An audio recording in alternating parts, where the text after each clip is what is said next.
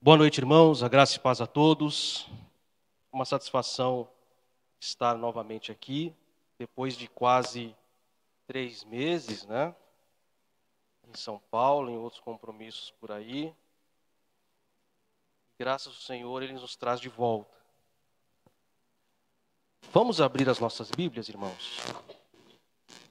No livro do Apocalipse, capítulo de número 3. Apocalipse, capítulo de número 3.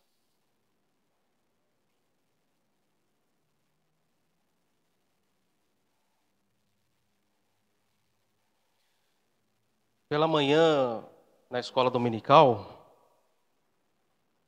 nós abordamos alguns temas bem interessantes. Foi muito legal hoje na escola dominical, como sempre é a escola dominical aqui na igreja. E Flávia não pôde vir porque teve que levar Vitória na rodoviária para retornar para Goiânia. E aí, à tarde, teve que ir de novo, porque teve um problema no trajeto do ônibus. E aí, à tarde, chegando lá, o ônibus não estava, voltou para casa, transferiu o horário para as 21h, e ela não está aqui agora também por conta disso. E espero que, antes do término do culto, ela tenha condição de chegar aqui na igreja. Eu também, antes de fazer a leitura de Apocalipse capítulo 3, apresento para os meus irmãos, pela escola dominical de manhã eu apresentei, e apresento novamente. Esse é o meu 26º livro, Sermões e Esboços. Os irmãos que desejarem ver e adquirir, no término do culto, os irmãos me procurem. Amém? Apocalipse, capítulo de número 3, a partir do verso de número 7. Nós vamos ler alguns versículos aqui. Apocalipse, capítulo 3, a partir do verso de número 7. E enquanto nós fazemos a leitura e a ministração, os irmãos que desejarem, vai fazendo algumas anotações, alguns apontamentos, para usar na medida que for necessário. Amém? Apocalipse, capítulo 3, a partir do verso 7, nos diz assim: Ao anjo da igreja em Filadélfia, escreve: Estas coisas diz o santo, o verdadeiro, aquele que tem a chave de Davi, que abre e ninguém fechará, e que fecha e ninguém abrirá. Conheço as tuas obras. Eis que tenho posto diante de ti uma porta aberta, a qual ninguém pode fechar. Que tens pouca força, entretanto, guardaste a minha palavra e não negaste o meu nome. Eis farei que alguns dos que são da sinagoga de Satanás, desses que a si mesmos se declararam judeus e não são, mas mentem, eis que os farei vir e prostrar-se aos teus pés e conhecer que eu te amei, porque guardaste a minha palavra,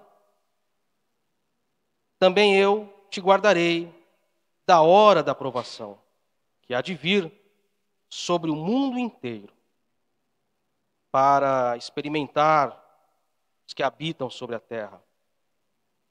Venho sem demora, guarda o que tens, para que ninguém tome a tua coroa. Ao vencedor, falo-ei coluna no santuário do meu Deus, e daí jamais sairá. Gravarei também sobre ele o nome do meu Deus, o nome da cidade do meu Deus, a nova Jerusalém, que desce do céu, vinda da parte do meu Deus, e o meu novo nome. Quem tem ouvidos, ouça o que o Espírito diz às igrejas. Amém? Irmãos, eu, por essas semanas, estava na internet pesquisando sobre cursos. E eu sempre gostei de avião, sempre. Sempre gostei de avião. E fui pesquisar curso para pilotar um avião.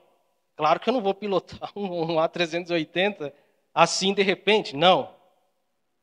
Mas a gente vai pesquisando para pelo menos pilotar um pequenininho, né, igual eu. E é muito caro você fazer um curso para pilotar um avião. Muito caro. As aulas teóricas são acessíveis até para qualquer pessoa, é barato, levando em consideração a complexidade do curso. A teoria é mais fácil, né? Mas o problema maior está justamente na pilotagem. Você pegar aquilo que você estudou na teoria, aquelas apostilas, é como uma habilitação. Você vai tirar a habilitação, né? Você primeiro faz lá aquele cursinho, né? Aquelas aulas, aí você faz aquela prova, e aí passando a prova você vai, a partir daí, dirigir o carro ou pilotar a moto. Do avião é do mesmo jeito. Você faz lá a teoria, faz a prova, e se aprovado na prova, aí você vai pilotar o avião. E aí é onde começa a apertar o bolso. Porque é por hora, e você tem que ter uma quantidade mínima de horas de voo, para depois daí você fazer a prova, que é igual como se fosse um carro e uma moto. Você não vai lá fazer a prova na prática? A diferença é que quando você vai fazer a baliza lá do carro ou da moto, o instrutor vai ao seu lado. No avião é diferente. O instrutor está em terra e você vai se virar para pilotar o avião sozinho. Você não estudou? Pagou aí 100 mil reais, 150 mil reais para pilotar e de repente na hora do vamos ver você não vai pilotar o avião? Aí você vai lá e pilota o avião e mostra que você de fato aprendeu. E a partir daí, depois de todo esse investimento, você recebe o brevet e aí você tem condição de pilotar, nem que seja um aviãozinho por aí. Se você tiver condição e oportunidade, aí você vai para outras aeronaves e aí você vai aprimorando. Mas como no Brasil, convenhamos, as coisas são bem difíceis, né? Você, ao aprimorar isso, você tem a condição de, se for contratado por alguma companhia, pilotar um avião comercial aí, um 747, um A380, né? Um A350, esses aviões grandes aí, viajar mundo afora. E tem uma coisa, quando você vai pilotar um avião, você vai aprender, você vai fazer o curso, que existe uma norma, que essa norma deve ser de forma imprescindível seguida. São muitas normas, mas tem uma norma que ela é muito específica, muito clara e objetiva naquilo que ela se propõe. Um avião comercial, um avião grande, ele viaja numa altitude de cruzeiro. Você vai atravessar o Atlântico, por exemplo, vai para um outro país, geralmente um avião maior, você vai voar 39, 40 mil pés de altura, muito alto. Quando você está na zona de convergência do hemisfério sul para o hemisfério norte, geralmente tem aquelas turbulências doidas, né? E geralmente quando você vai viajar, na maioria das vezes quando você vai atravessar o Atlântico, por exemplo, você está fazendo esse percurso à noite. Somente quando você sai daqui do Brasil. Então, você está lá dormindo, é igual aconteceu no acidente da Air France, lembra? Que caiu no meio do Atlântico, e os pilotos não sabiam o que estava acontecendo, de repente ele cai de barriga, no meio do Atlântico, à noite. Então é uma zona de muita turbulência. E quando o avião ele está numa grande turbulência, embora é possível desviar, e a turbulência não derruba um avião, você corre o risco de fazer com que seu avião, dependendo da aceleração, entre em stall. Os irmãos, acredito, sabem o que é stall. Stall é quando você perde o controle do avião. É igual você está dirigindo um carro, ele aquaplanou, você perdeu. Você não tem contato com o solo, o carro está no ar. Não é? O avião ele já está no ar. Então, quando ele perde sustentação, ele entra em stall. Que é quando ele cai e você não tem controle do avião.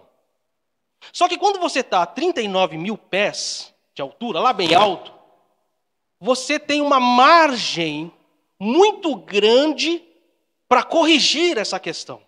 E geralmente, para corrigir o stall, você acelera e tenta colocar o bico do avião para baixo, e na aceleração você tem novamente a possibilidade de sustentação, e aí você pega o avião de novo.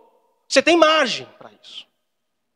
E existe uma norma, como eu falei, que abaixo, eu falei aqui de 39, 40 mil pés, lá em cima, muito alto. Mas existe uma norma que abaixo de 3 mil pés, o piloto, o copiloto e qualquer membro da tripulação, eles são proibidos de falar qualquer outra coisa que não seja referente ao voo. Por exemplo, você está lá a 39 mil pés de altura, você pode colocar no piloto automático, tomar aquele cafezinho, ir lá para o sarcófago, que é o nome dos lugares que eles dormem, né?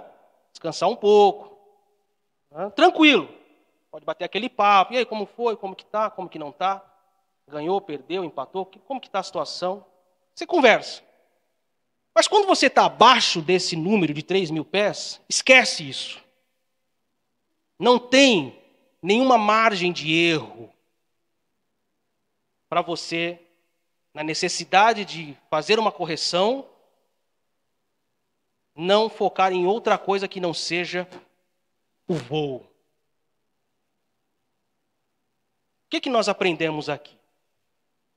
Que existe um momento, na vida de todos, sem exceção, que se você não focar naquilo que é mais importante, na medida que o tempo vai passando, a sua margem de correção ela vai. Por exemplo, aquilo que eu tinha condição de fazer há 20 anos atrás, a margem que eu tenho para tentar fazer hoje, reduziu.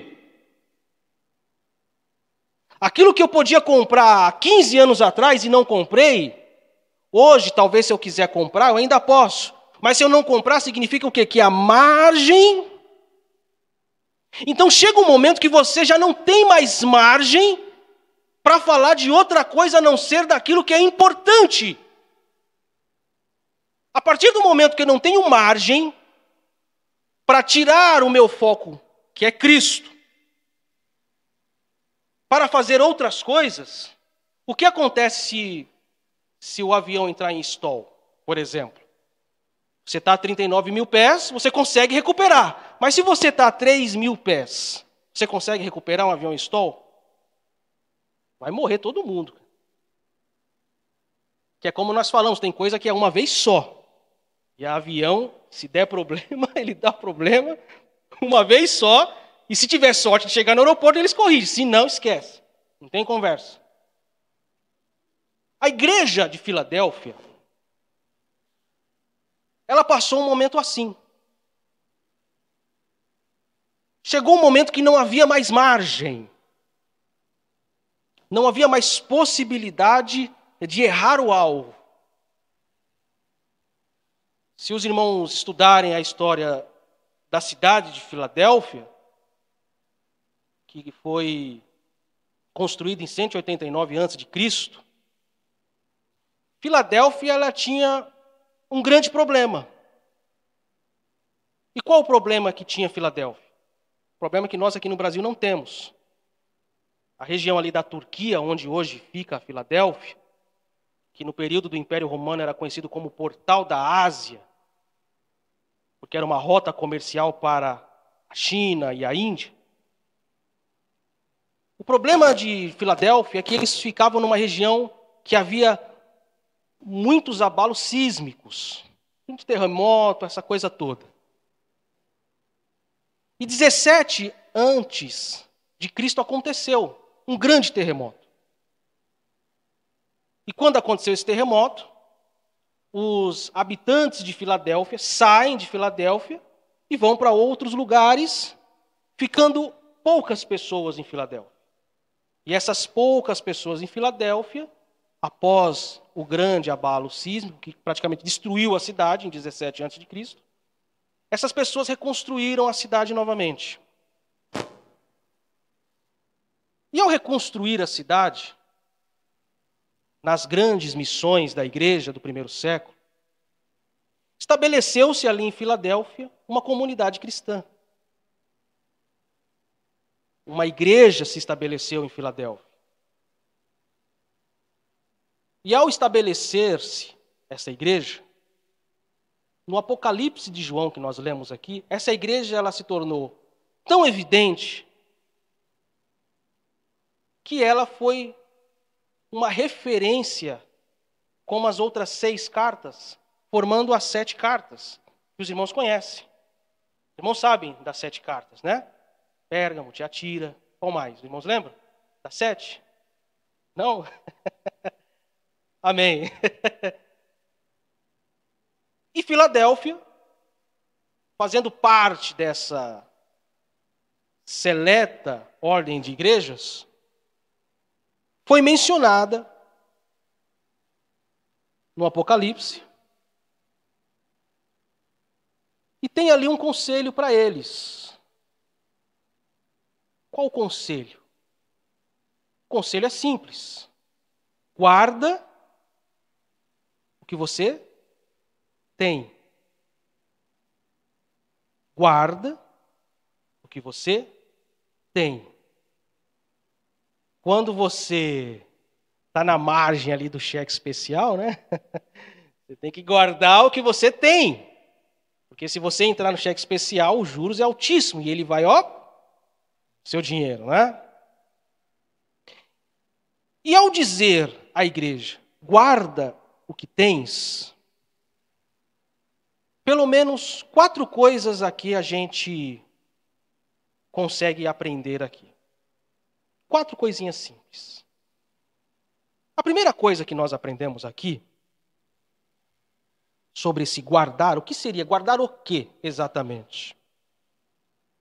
A primeira coisa que nós devemos ter em mente é o que está em Provérbios, no capítulo 4, no versículo 23, que diz o seguinte: sobretudo, o que deves guardar?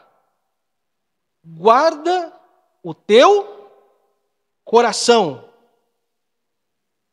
porque dele procede as saídas da vida. A primeira coisa que eu devo guardar como um cristão é o meu coração. Essa é só a primeira coisa. Como eu sou sabedor que enganoso é o coração do homem, a Bíblia já está me dizendo, o coração do homem é enganoso. Preste atenção aí nos seus desejos. Se eu tenho ciência que o meu coração, ele pode ser uma ferramenta contra mim mesmo, com relação às minhas vontades, aos meus desejos, aquilo que eu desejo possuir, adquirir, as minhas ambições, se o meu coração não estiver guardado nele, a possibilidade de quando eu entrar em stall na minha vida, sabe? Tem momentos da vida que você parece que não se encontra mais, você não sabe para onde vai.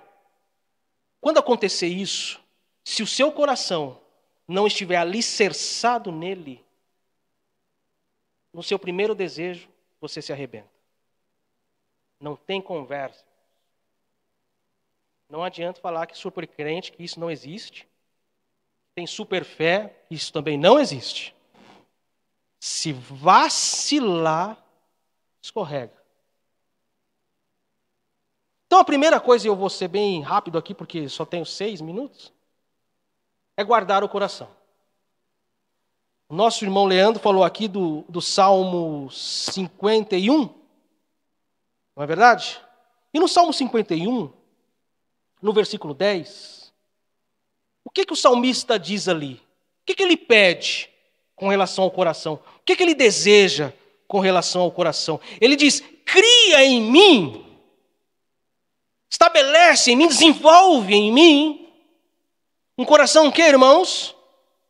Puro, sem mácula, sem mancha, sem desejos que vão desvirtuar o objetivo maior do cristão, que é estar com o Pai eternamente. Então, quando eu guardo o meu coração, eu não estou fadado a essas práticas pecaminosas. Primeira coisa, guarda o seu coração daquilo que você deseja. Pense bem naquilo que você quer para você. Lembra? 3 mil. Nós não estamos mais a 40 mil pés de altura, não. Maranata, hora vem Senhor Jesus. Em breve, Ele está aí. Nós já estamos aqui, 3 mil metros, né? Não há mais margem para brincar. Segunda coisa, coração. A segunda coisa, que é importante, está em Eclesiastes 5:1. O que nos diz lá? Eclesiastes 5:1 nos diz assim: guarda o teu pé quando entrares na casa do teu...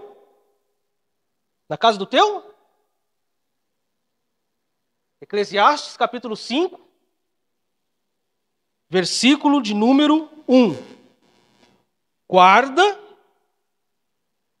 o teu pé quando entrares na casa do teu Deus.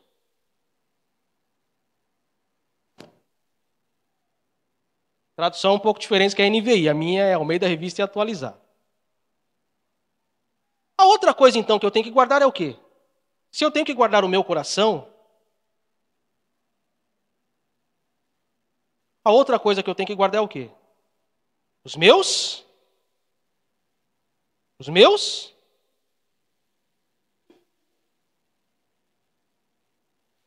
irmãos lembram que está escrito lá em Gênesis, olha que interessante, lá em Gênesis capítulo 3, verso 15, é isso?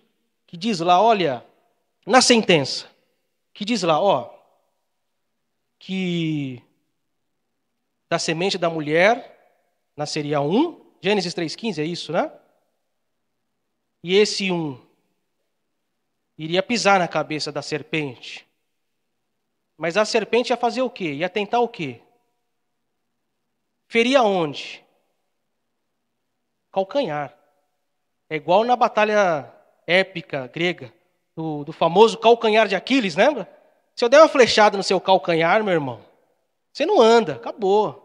É igual se eu tirar o seu dedo, vou arrancar o seu dedo do oponente. Você não pega um copo para beber água mais, acabou. Se eu arrancar esse dedo seu aqui, já era, meu amigo. Como que você vai pegar o copo? Não tem como, né? Tem que ter um dedo oponente, tem que ter algum mecanismo aqui, né? Você coloca um predador aqui de roupa aqui, né? Aí você consegue, né? Pegar talvez, sei lá, faz alguma coisa. Se eu não guardar a ferramenta de condução, qual é a sua ferramenta de condução? Seus pés. Se eu não guardar os meus pés para com os lugares que eu entro, e principalmente na casa de Deus, na casa do nosso Pai, eu estou fadado ao quê, irmãos? A pisar em terreno desconhecido. Os irmãos lembram de uma das armaduras lá, descrita em Éfeso? O que ele nos diz lá? Que nós devemos calçar os nossos pés com o quê? Com a preparação do Evangelho. Se eu não preparo, por exemplo, para você sair da sua casa de carro até aqui, você não teve que preparar o carro, seu objeto de condução? Você não tem que colocar combustível nele, que se ele tiver combustível ele não sai do lugar? É a mesma coisa a vida do cristão.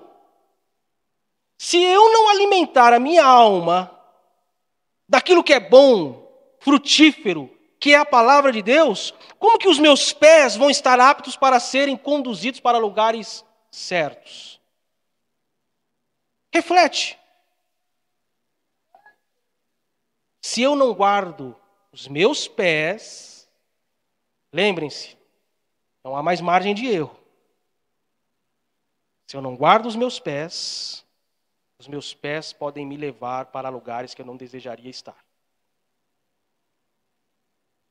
Terceiro, 2 Timóteo, segundo livro ou segunda carta a Timóteo, capítulo 4, versículo 7. O que nos diz lá? Combati o bom combate. Terminei a corrida ou a carreira. E o que ele guardou aí? O que Paulo guarda? É bem simples, né? Parece ser fácil. Caramba, realmente, ó. Então, eu guardo meu coração para não desejar as coisas não lícitas. Eu guardo os meus pés para não ser conduzido a lugares que eu não desejo estar. E eu guardo a fé. Porque sem fé, irmãos, os irmãos sabem, eu costumo dizer e vou dizer de novo, eu sou muito simples. Sem fé é possível agradar a Deus? Porque sem fé não há possibilidade de Deus. Simples assim. Se eu não tenho fé, a possibilidade do ser de Deus se torna distante de mim, a ponto de ser desnecessário. Logo, a fé é um dom. E como dom ele nos dá. E nos dá, como foi cantado aqui, de graça, sem mérito. E quando eu guardo a fé, quando eu me disponho a guardar com zelo aquilo que eu não merecia. Por exemplo, eu vou pegar um exemplo fictício. Já pensou? Você não merece. Você está lá na empresa, você é um excelente profissional, reconhece suas qualidades, mas você percebe que tem alguém ali que tem mais qualidades que você. Só que aquela pessoa que é mais capacitado que você, que tem mais gabarito que você, ele não recebe uma promoção, você recebe a promoção. O que você faz? Você vai falar para o patrão assim, patrão, é o seguinte, eu agradeço você ter me reconhecido aí, me dado essa promoção, só que o Joãozinho, ele é mais capacitado que eu. Você vai fazer isso? Ou você vai dar glória a Deus e aleluia pela promoção?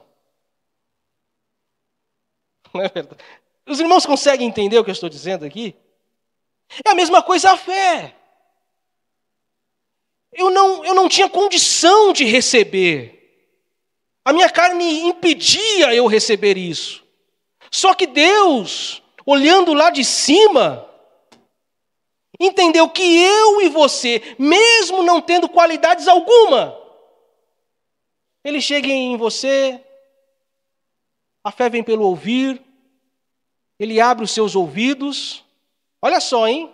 Ele abre os seus ouvidos, Ele faz a sua palavra entrar, a sua palavra entra, vai na consciência, vai no coração, daqui a pouco está no corpo todo, e sem merecer você recebeu a fé. Você não vai guardar isso, irmão? Estranho se eu não guardar, não é verdade? Porque você vai guardar a promoção que você vai ter na empresa, não vai guardar? E a fé? Lembram? Eu falei aqui, nós estamos a 3.000 pés, não há mais margem. Não há mais margem. A quarta, para a gente encerrar. A quarta coisa que eu peguei aqui é Salmo 119, verso 11.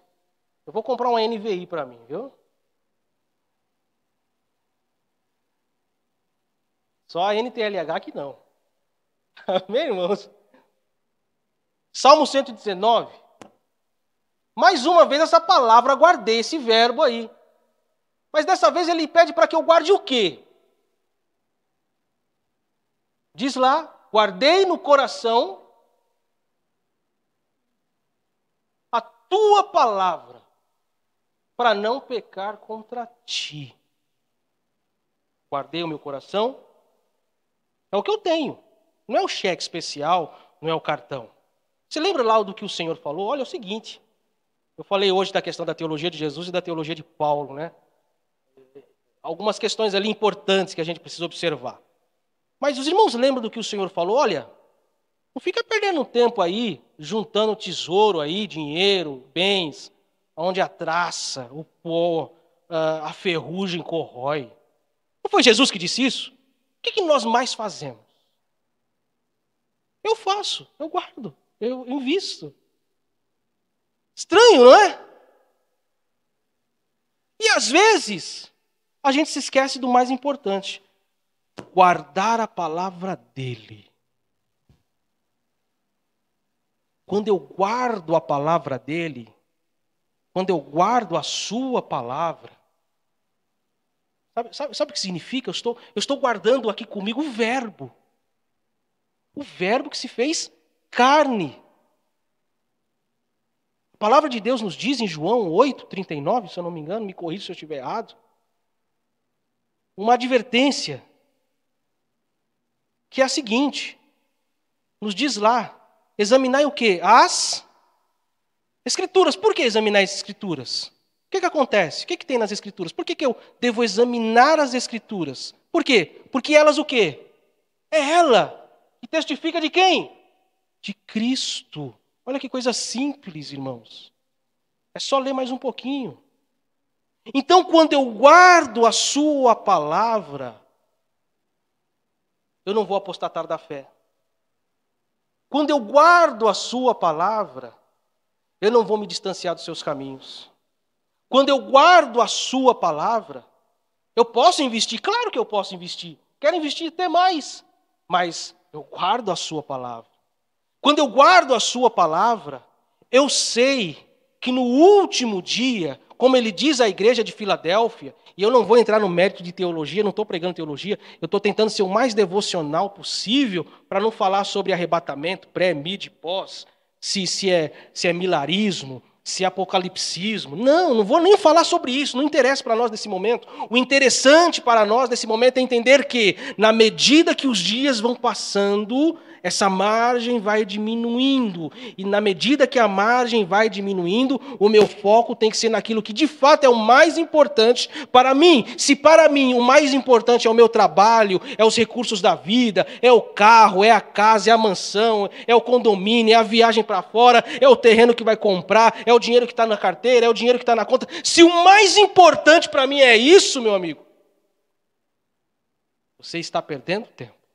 Agora, se o mais importante, mesmo tendo tudo isso, que não há problema algum em ter, mas se o mais importante, se o meu foco é Cristo, é a salvação, eu tenho que guardar o meu coração para não fazer e não ter, não construir desejos pecaminosos. Eu tenho que guardar os meus pés.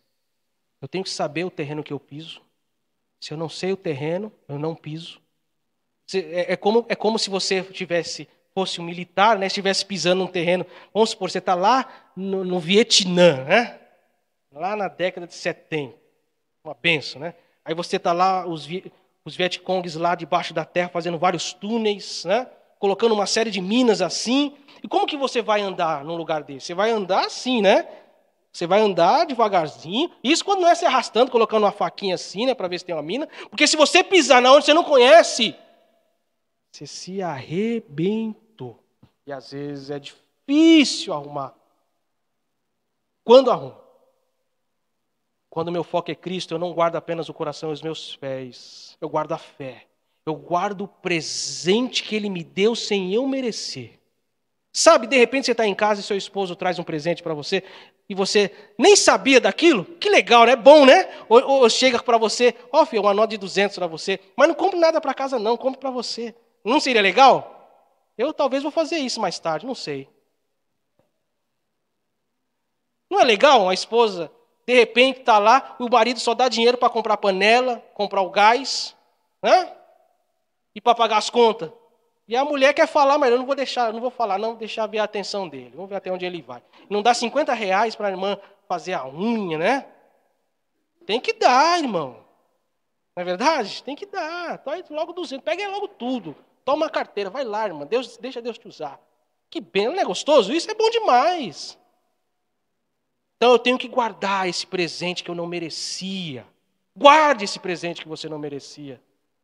E principalmente, guardar a palavra. Somente ela é que testifica de Cristo. Somente ela que alicerça a veracidade de Cristo para nós.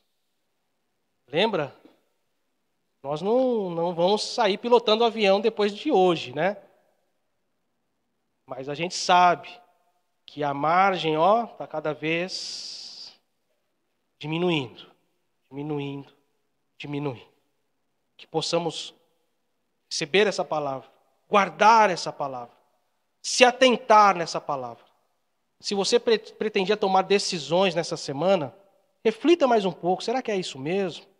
Será que eu não estou querendo aquilo que não é para agora? Converse com sua esposa, com sua família. Às vezes você tem um sonho, por exemplo, eu sou homem, eu tenho uma estrutura. Minha esposa tem outra estrutura, cara. O meu sonho, o meu desejo é meu, não é dela. Então, se eu me responsabilizo, eu tenho que me responsabilizar por mim e por ela. Porque se acontecer alguma coisa, não é responsabilidade dela, é responsabilidade minha. Eu tenho que ter essa consciência. Então reflita no que você realmente deseja. Pense para que você possa guardar o que é mais importante na sua caminhada cristã. Irmão Leandro, já vou entregar aqui para o irmão Leandro. Que Deus abençoe os irmãos. É sempre bom estar com os irmãos. Eu viajo novamente na quinta. E tem algumas outras questões aí que eu estou tratando aí também. Possa ser que demore um pouco mais, mas aí tem que ver com a dona da pensão antes, né? Senão não dá certo. E continuemos orando por aqueles que perderam entes queridos essa noite, para que Deus conforte.